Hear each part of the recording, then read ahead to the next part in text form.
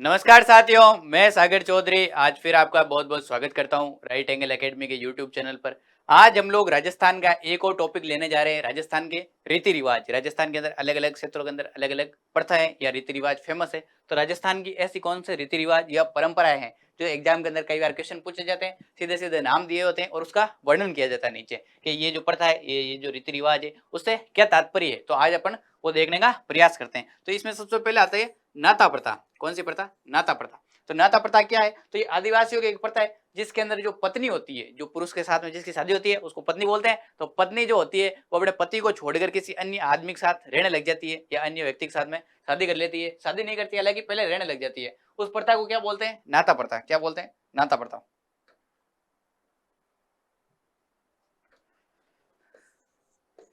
आदिवासी महिला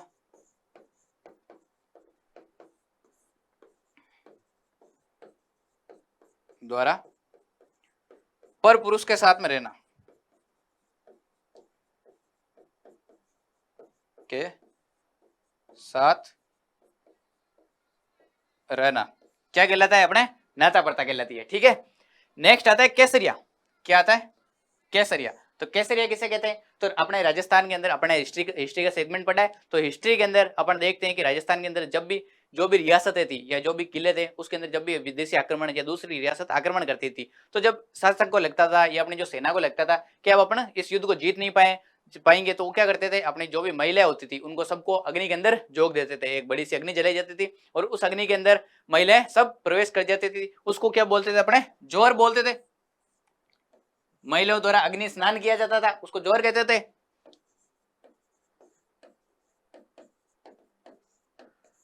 द्वारा अग्नि स्नान। और इधर केसरिया क्या कहलाता था? जब महिलाएं अग्नि के अंदर प्रवेश कर जाती थी, उसके बाद में जो पुरुष होते थे वो सब केसरिया साफा बांध के, क्योंकि उन्हें पता होता था अब खोने के लिए कुछ बचा नहीं है, रियासत वैसे भी हाथ से जानी है, महिलाएं टाबर टूबर सारे वैसे भी अग्नि के अंदर झोंक दिए, तो अब क्या करना है? अब अपने अंतिम सांस तक लड़ना है। केसरिया बांध लेते थे और अपने मरने तक वहां पे युद्ध करते रहते थे। उसको क्या बोलते थे? केसरिया बोलते थे। ठीक है। केसरिया साफा पहनकर, केसरिया साफा पहनकर युद्ध करते रहते थे भाई साहब। ठीक है। अगले आता है समाधि प्रथा। कौन सी प्रथा? समाधि प्रथा। तो समाधि प्रथा से क्या तात्पर्य है कि व्यक्ति होता था उन अलग अलग कारणों के कारण या फिर अपनी मर्जी से क्या करता था? समाधि ले लेता था, खुद को भगवान घोषित कर देता था या क्षत्रिय अपने देवता घोषित कर देता था। खुद ही क्या करता था? मैं अब इस जीवन से उचड़ चुका हूँ या इस धरती के अंदर मेरे को अब कुछ बचा नहीं है मेरे पास में। तो आदमी क्या करता था? समाधि ले लेता था। एक गड्ढा होता, गड्ढे के अंदर खुद लेट जाता, ऊपर से उसको बंद करवा दिया जाता था। उसको क्या बोलते थे?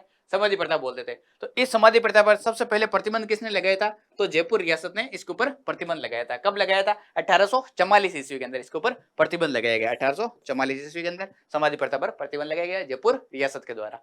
अगला आता है कन्यावध। कौन सा वध? कन्यावध। तो कन्याओं को खर्चे से बचने के लिए क्या करते थे? उनको हमेशा अपने जो प्राचीन काल से लेके अभी तक लोगों को क्या लगता है कि कन्या है जो क्या है? एक बोझ है। कन्याओं को एक बोझ के समान समझा जाता था। हालांकि लोगों की आज सोच बदली है, लेकिन अभी भी कुछ लोग ऐसे हैं जो इनको अभी भी बोझ के रूप में समझते हैं। तो इन कन्याओं को क्या किया जाता था? बचपन के अंदर ही जैसे लगा कि कन्या पैदा हुई है, उनको क्या कर दिया जाता था? मार दिया जाता था। इसलिए उसको क्या बोलते थे? कन्यावध बोलते थे। हालांकि ये बहुत ज्यादा क्या है, एक विकट समस्या रही है राजस्थान की। उसको निपटने के लिए सबसे पहले जिस रियासत ने प्रतिबंध लगाया था वो कौन सी थी? कोटा रियासत। क से कन्या, क से कोटा रियासत, ऐसे याद रख सकते हो। कन्यावध पर सबसे पहले रोक किसने लगाई थी? कोटा रियासत ने। कब लगाई थी? 1834 ईस्वी के अंदर कोटा रियासत के द्वारा कन्यावध पर रोक लगाई गई थी। ठीक है। अगला है डाकण प्रथा। कौन सी प्रथा? डाकण प्रथा। तो डाकण प्रथा क्या होती है? कोई भी महिलाओं को अपने, जो पुराने आदमी क्या करते थे? तंत्र मंत्र साधु के पास घूमते रहते थे, फालतू के अंदर जो तांत्रिक वांत्रिक होते थे, एक किसी भी महिला को क्या करते थे? प्रताड़ित करते थे कि भाई तू क्या है? डाकण है। उसको डाकण घोषित कर दिया जाता था या उसको अपने समाज से या अपने क्षेत्र से बाहर निकाल दिया जाता था। बाटे बाटे मारते थे। कई बार उनकी बहुत ज्यादा बुरी हालत भी हो जाती थी। उस प्रथा को क्या बोलते थे? डाकण प्रथा बोलते थे। अपनी मर्जी से ही कुछ भी ऐसे मन में आए, कोई भी साधु या कोई भी अपने जो भी भोपे वोपे होते थे वो क्या बोलते थे? ये महिला के डाकण है। अब उस महिला बेचारी ने कुछ किए नहीं, लेकिन फिर भी उसको क्या डाकण घोषित कर दिया जाता था। फिर समाज से उसको निकाल देते थे या समाज वाले उसको प्रताड़ित करते थे। उस प्रथा पर सबसे पहले प्रतिबंध किसने लगाया? तो अपने मेवाड़ रियासत ने सज्जन सिंह ने लगाया। किसने लगाया? सज्जन सिंह। सज्जन सिंह जी द्वारा प्रतिबंध लगाया गया 1853 में। कौन सी रियासत? मेवाड़ रियासत। अपने जो भीलों के जो आंदोलन हुए थे उस आंदोलन का स्टार्ट होने का कहीं ना कहीं एक मुख्य कारण ये भी रहा था डाकण प्रथा पर प्रतिबंध। अगला है बाल विवाह। कौन सा विवाह? बाल विवाह। तो बाल विवाह के ऊपर सबसे पहले बाल विवाह क्या होता है? तो बच्चों की अपने जो क्या होते थे कोख के अंदर कई बार शादी कर दी जाती थी कि दो मान लो दोस्त है तो दोस्त तक जच गई कि तेरे अगर टाबर हुआ, तेरे छोरी हुई तो मेरे वाले छोरे से शादी कर देना, अगर मेरे छोरी हुई तो मैं तेरे वाले छोरे से शादी करा दूंगा। बच्चों को टाबर को पेट के अंदर क्या कर दिया जाता था? उनकी शादी कर दी जाती थी। और उसके बाद में एक दूसरा सिस्टम होता था, जो बालक पैदा हो जाता था उसके अपने बचपन से 0 साल की एज से लेके और अपने जो 18 साल की उम्र तक जो शादियां की जाती थी उसको क्या बोलते थे? बाल विवाह बोलते थे। उसके ऊपर सबसे पहले प्रतिबंध कब लगा? तो 1929 ईस्वी में। किसके द्वारा लगाया गया? शारदा के द्वारा, हरविलास शारदा, हरविलास शारदा। इसको शारदा एक्ट भी बोलते हैं। शारदा के द्वारा, हरविलास शारदा के द्वारा कौन सा एक्ट लाया गया? शारदा एक्ट लाया गया 1929 ईस्वी में। उसके द्वारा बाल विवाह पर प्रतिबंध लगाया गया। अगला है सामेला। तो सामेला क्या होता है? तो महिलाएं जब बारात का स्वागत करने जाती है, जब बारात आती है अपने शादी के टाइम, बारात जब आती है तो बारात का जो स्वागत किया जाता है उसको क्या बोलते हैं? सामेला बोलते हैं, बारात के स्वागत को। ठीक है। अगला है मोताना।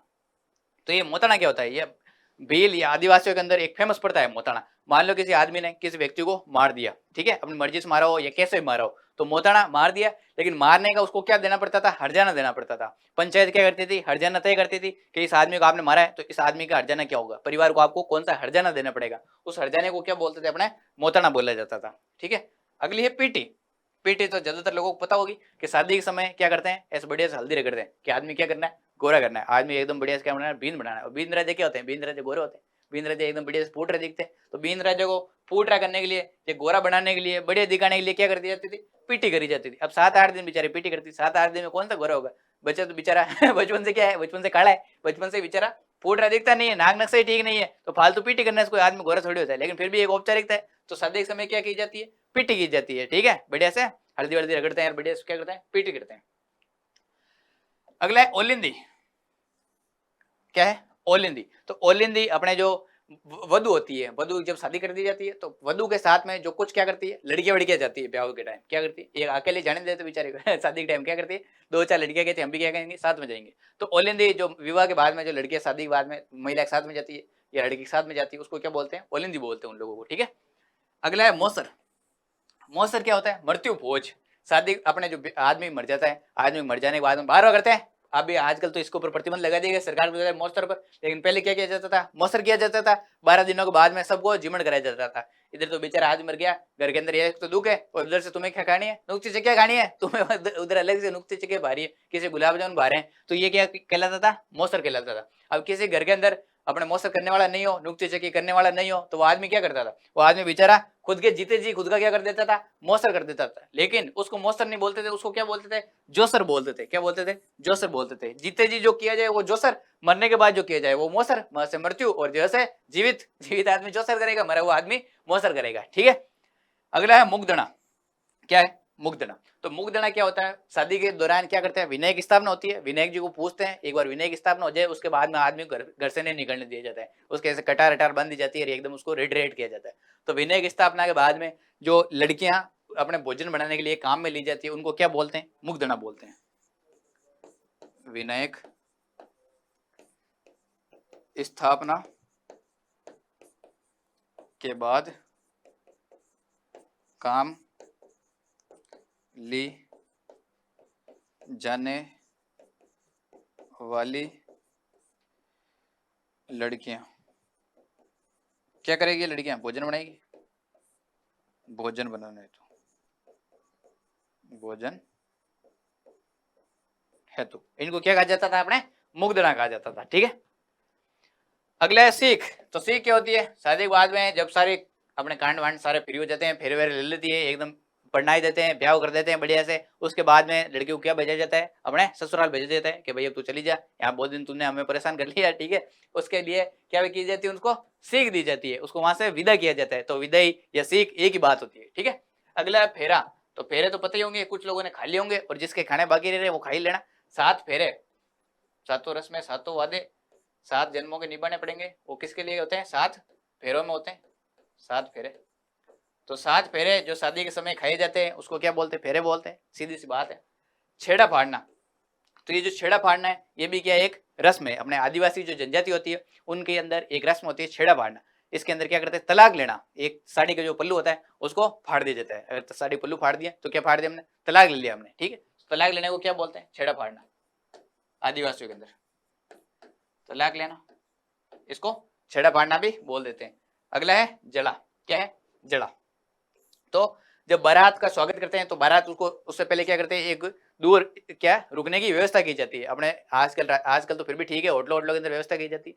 पहले वाले जमाने के अंदर अपने क्या करते थे, बारात के रुकने की व्यवस्था कहाँ की जाती थी, तो सरकारी स्कूल में की जाती थी। गवर्नमेंट स्कूल के अंदर, गवर्नमेंट स्कूल फेमस होती थी कि गवर्नमेंट स्कूल के अंदर गाँवों के अंदर क्या की जाती है, आज भी की जाती है गाँवों के अंदर। तो सरकारी स्कूल के अंदर बारात के रुकने की व्यवस्था की जाती है। फिर सारी महिलाएं गीत गाती हुई इकट्ठी होकर क्या जाती है, बारात का स्वागत करने जाती है। जो गीत गाए जाते हैं उसको क्या बोलते हैं, जड़ा बोलते हैं। गीतों को या फिर स्वागत करने को जड़ा बोलते हैं। ठीक है, जो स्वागत किया जाता है ना, उस स्वागत को ये बारात देखने जाना, उसको क्या बोलते हैं, जड़ा। ये गीत भी बोल सकते हैं, गीतों को भी जड़ा ही कहा जाता है। गीत बारात के स्वागत के समय, या फिर ऐसे लिख लो, डेरा देखते समय। ठीक है, डेरा देखने जाते समय।